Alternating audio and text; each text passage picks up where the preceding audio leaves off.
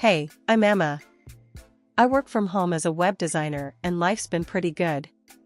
My parents left me a decent inheritance, and I've been pretty stable financially.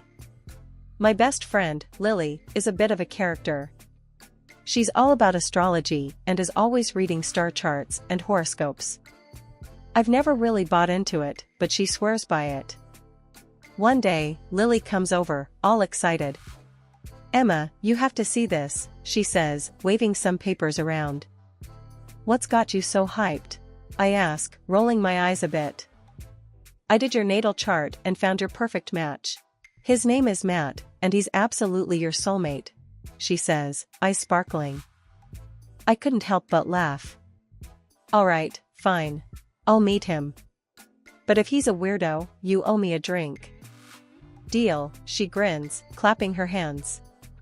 So, Lily arranges a meetup. I'm feeling a bit skeptical, but curious. When I finally meet Matt, he turns out to be surprisingly normal. Tall, dark hair, a nice smile, nothing like the disaster I'd pictured. "Hey, I'm Matt," he says, extending his hand. "Emma, so, you're into astrology too?" I ask, trying to make conversation. He laughs, shaking his head. "Not really. Lily wouldn't stop bugging me about this, so I figured why not?" I chuckle. "Same here. I was half expecting some crystal ball guy." We end up talking for hours. Turns out, we have a lot in common. We both love hiking, we're into the same movies, and we even like the same weird food combinations. I'm starting to think maybe there's something to this astrology thing after all. A few days later, we're texting nonstop. Matt seems genuinely interested in getting to know me. He asks about my work, my hobbies, and my family. We keep seeing each other, and things get serious pretty fast. Matt is kind, funny, and seems genuinely interested in me. One night, after a cozy dinner at his place, he takes my hand. "Emma, I know it's only been a few months, but I feel really connected to you. I don't want to rush things, but I can't see myself with anyone else," he says, looking into my eyes. I feel a flutter in my chest. "I feel the same way, Matt. You're everything I didn't know I was looking for."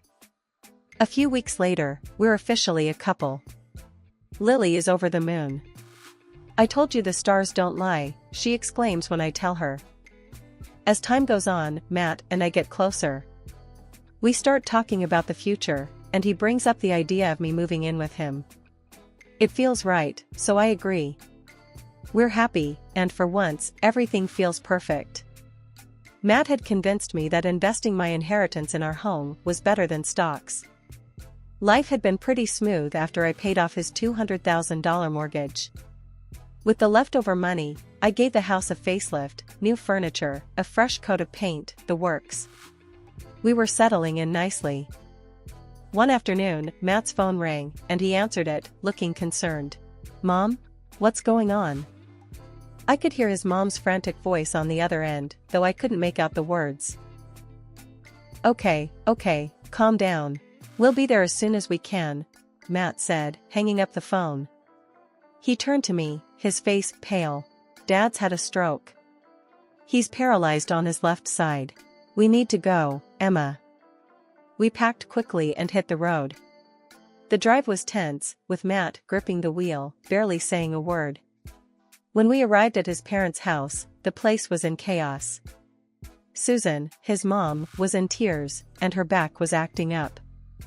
"Matt, Emma, thank God you're here," Susan cried out, her face streaked with tears. "Your father, he can't move or talk, and my sciatica. I can't do anything."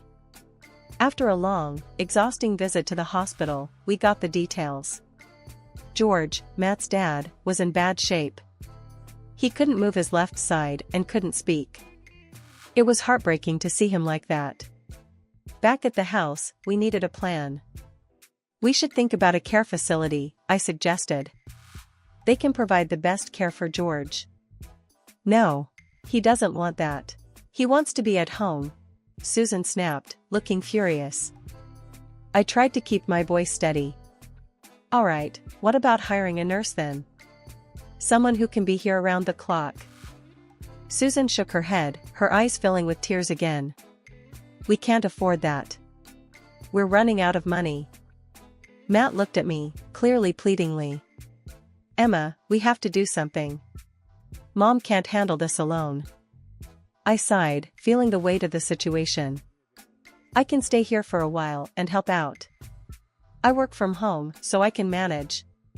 It's not ideal, but we'll make it work.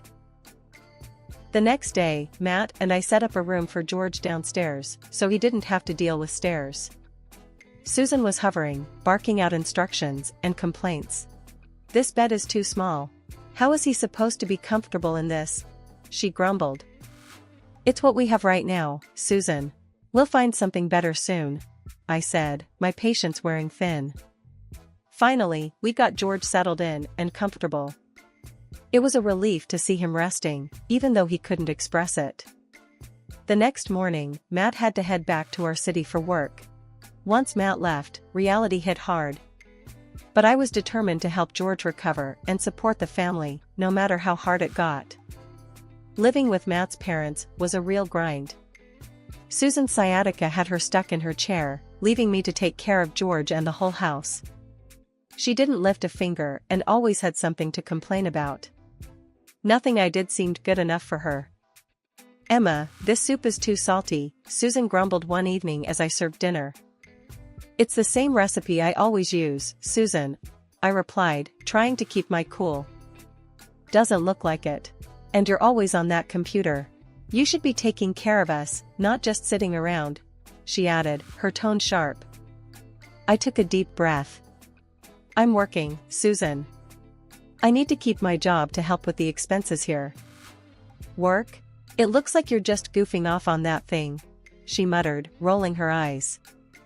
I swallowed my frustration and went to check on George. He couldn't speak, but his eyes followed me, showing a silent gratitude. It was tough seeing him like this, but I was determined to help him improve.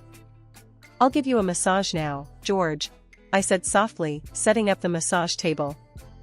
He blinked slowly, a small sign that he understood. I had recently finished a course in massage therapy to better care for him. As I worked on his muscles, I noticed he seemed to relax a bit. It was the only time he looked somewhat comfortable. A couple of months passed this way. Every day was a struggle to balance work and caregiving, with Susan's constant complaints in the background. Finally, after months of this routine, Susan's sciatica improved enough that she decided to visit Matt for a few months. Emma, I'm going to stay with Matt for a while. I need a break from this place, she announced one morning. I felt a huge weight lift off my shoulders. That's great, Susan. I'm sure it will be good for you. As she packed her bags, I couldn't help but feel a sense of freedom creeping in. It would be just George and me, and I could finally set my own routine without her constant nagging. The day Susan left, I felt like I could breathe again. I went to George's room, and he gave me a look that said more than words ever could. It's just us now, George. We're going to make some real progress, I said, smiling at him. He blinked slowly, and I knew he was on board. With Susan out of the house, life became a lot more manageable. I set up a solid routine for George and me.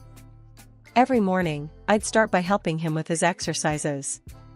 I'd lift his legs and arms, encouraging him to move as much as he could. I'd then move on to massaging his muscles, something I'd learned from my recent therapy course. This will help with the stiffness, George. Just hang in there, I'd tell him, working through the knots and tight spots. The days were long, but without Susan's constant nagging, I could focus better. My web design work became my escape, a few hours a day where I could lose myself in creativity. One afternoon, as I was setting up for George's therapy, I noticed something different. His fingers were twitching slightly. Hey, George, can you try moving your fingers for me? I asked, holding my breath. Slowly, very slowly, his fingers curled a bit. It wasn't much, but it was the first movement I'd seen in weeks. I felt a rush of excitement. That's great, George. Keep going, just like that. I encouraged him. His eyes lit up with a spark of hope. From that day on, we worked even harder. Every little twitch, every small movement was a victory. I started incorporating more exercises, pushing George to do a bit more each day. The weeks passed, and George's improvement was steady. One day, as I was helping him stand, he managed to take a step with some support. "Look at you, George. You're walking," I exclaimed, almost jumping with joy. Our daily routines became more rigorous. We'd walk a few steps every day, and George's confidence grew with each one. His strength was returning, slowly but surely. One evening, after a particularly good session, I decided to sit down and have a chat with him. "George, you're really making amazing progress. How are you feeling about all this?" I asked, sitting next to him. He took a deep breath and managed to say, "Better, thanks, Emma." Hearing him speak, even if just a few words, was like music to my ears. "You're welcome, George. We're a team, and we're going to get through this together," I replied, feeling a lump in my throat. As the months rolled on, George continued to improve. He was now able to move around the room with some assistance, and could feed himself with a bit of help. Our bond grew stronger through this journey. We shared more conversations, even if they were simple and slow. "George, you're really a fighter. I'm so proud of you," I said one morning as we sat in the garden, enjoying the fresh air. "Couldn't do it without you," he replied, his words clearer than before. We both sat there, enjoying the moment. It felt good to see him reclaiming parts of his life that had seemed lost forever. His spirit was strong, and his determination was inspiring. Over time, George and I grew very close. He started calling me his daughter, which warmed my heart. One day, we were sitting in the garden, enjoying the sunshine, when I decided to ask something that had been on my mind. "George, why didn't you want to go to a nursing home when you got sick?" I asked gently, looking into his eyes. He looked surprised. "Never said no," he replied slowly. "Saved money for good place." I was taken aback. "But Susan said you didn't want to go, and that there wasn't any money for it." George frowned, a serious look crossing his face. "Didn't know that," he said, his voice firm despite the struggle to speak. "We'll figure out." After months away, I decided to surprise Matt with a visit home. I was excited, thinking about how happy he'd be to see me. I packed my bags, said a quick goodbye to George, and hit the road. The drive felt longer than usual, my mind racing with thoughts of reuniting with Matt. When I finally pulled into our driveway, it was already dark. I grabbed my bags and walked up to the front door, but something felt off. My key didn't fit the lock.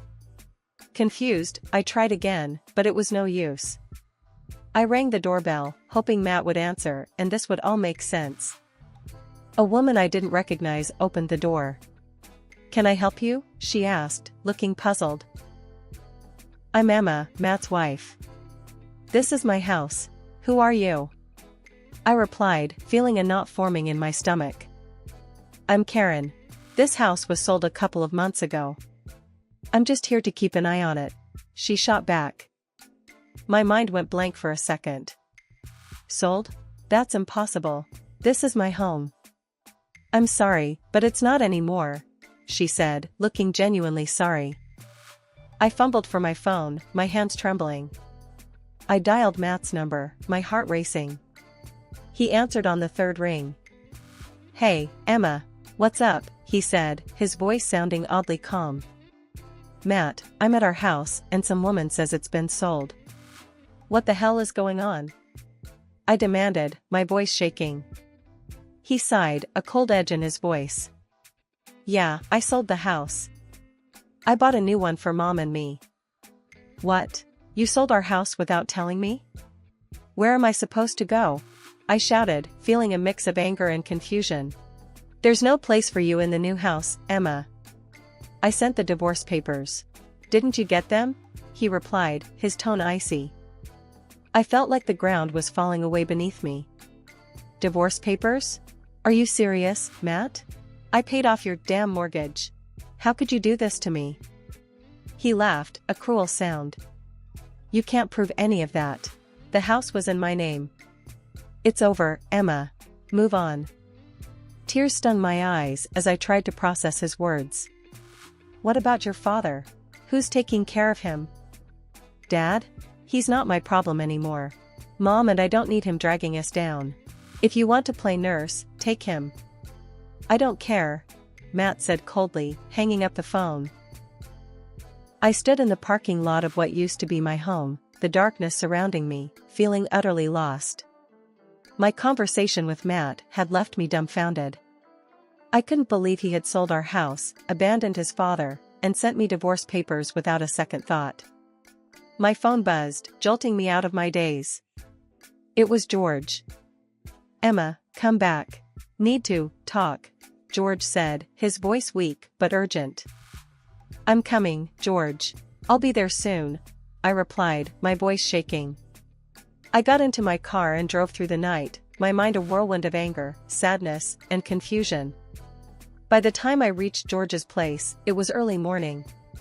Exhausted, I walked through the door and saw George waiting for me, his eyes filled with concern. George, I don't know what to do, I stammered, feeling the tears welling up. I couldn't hold it in any longer and burst into tears right on his shoulder. He led me to the living room and helped me sit down. Tell me, what happened? He said, looking at me with those kind eyes. I took a deep breath, trying to steady myself. Matt sold the house, George. He said there's no place for me and that he doesn't care about you either. He sent me divorce papers.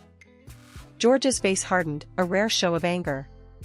I knew they were up to no good. What do you mean, George? I asked, wiping my tears. After my stroke, couldn't speak, they talked, in front of me. He began, his voice trembling with the effort. What did they say? I asked, feeling a chill run down my spine. They planned everything. Told me they'd get your money, sell house, kick you out, George said, his eyes filled with pain. I stared at him in horror.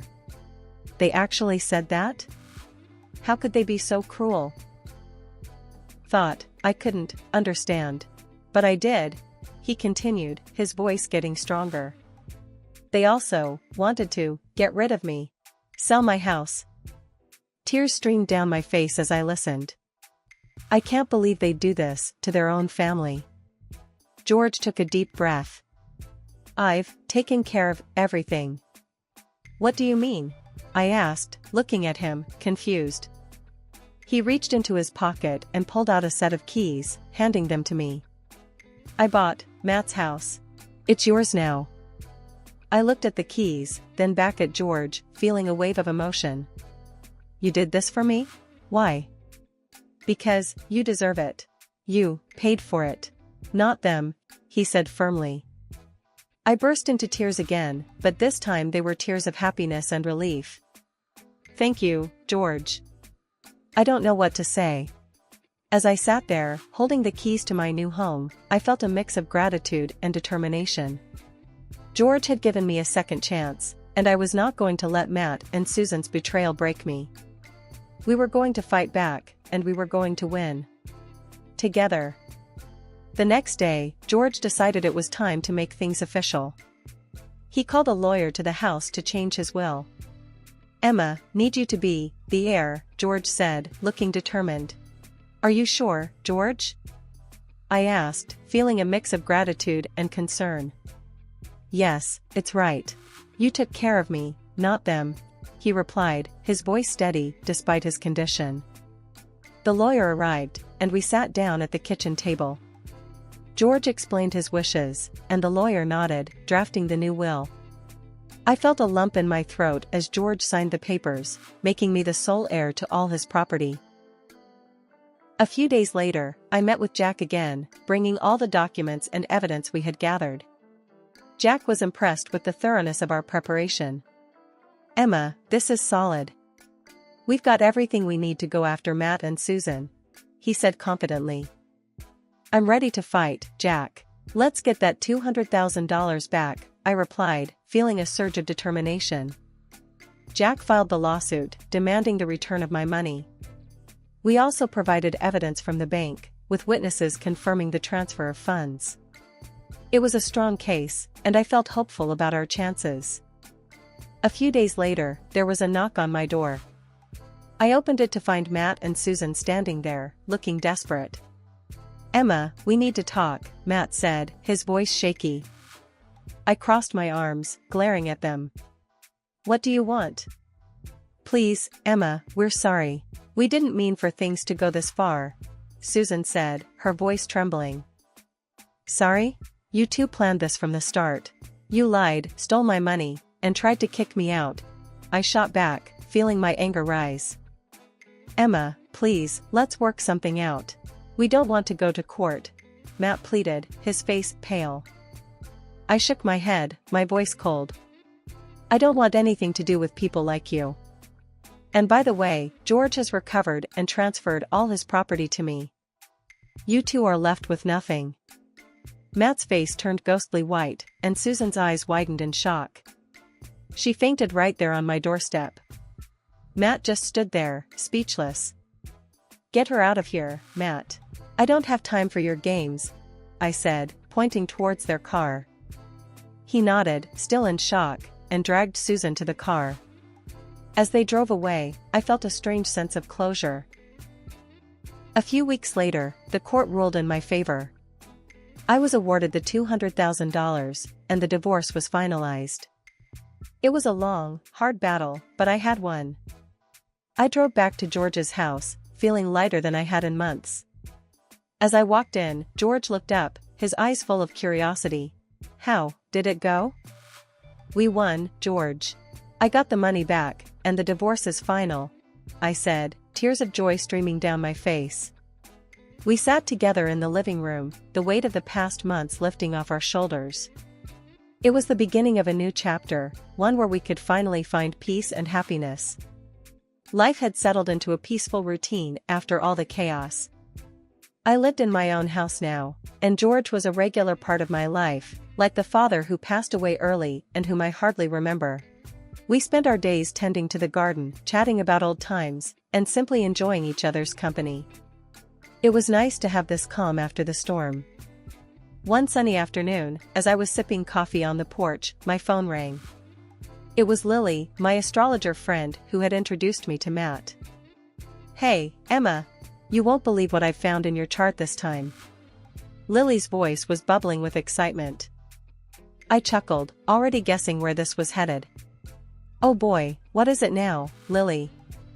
"You've got a new love coming your way. He's perfect for you, even better than the last one. The stars don't lie," she said, practically squealing with joy. I burst out laughing, shaking my head. "Lily, after everything that happened, I think I've had my fill of horoscope-based romances. But Emma, this one is different. The alignment is just right. You've got to trust me on this," she insisted.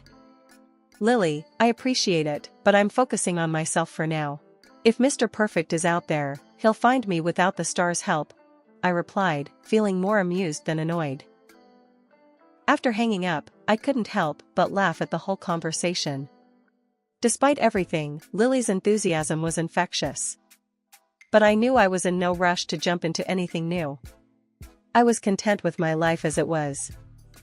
George wheeled himself onto the porch, looking curious. "Who was that?" "Lily. She's trying to set me up with another perfect match from the stars," I said, rolling my eyes playfully. George chuckled, his eyes twinkling. "Stars didn't work so well last time." "Exactly. I told her I'm done with horoscope dates. I've got enough on my plate without adding a new guy into the mix," I replied, grinning. "You'll find someone when the time's right," George said, giving me a knowing look. I looked out at our garden, feeling a deep sense of contentment. The flowers were blooming, and the vegetables were coming along nicely. It was a little paradise we had created together. "You know, George, this is all I need right now. A simple life, good company, and a bit of sunshine," I said, taking a deep breath of the fresh air. "Perfect life," he agreed, smiling. A few days later, I got another call from Lily, but this time it was just to chat. No horoscope predictions, no matchmaking, just catching up like old friends. It felt good to keep things light and easy. One evening, as I was watering the garden, I thought about what the future might hold. I knew that someday, I'd meet someone who would appreciate me for who I am, without needing the stars to tell us we were meant to be.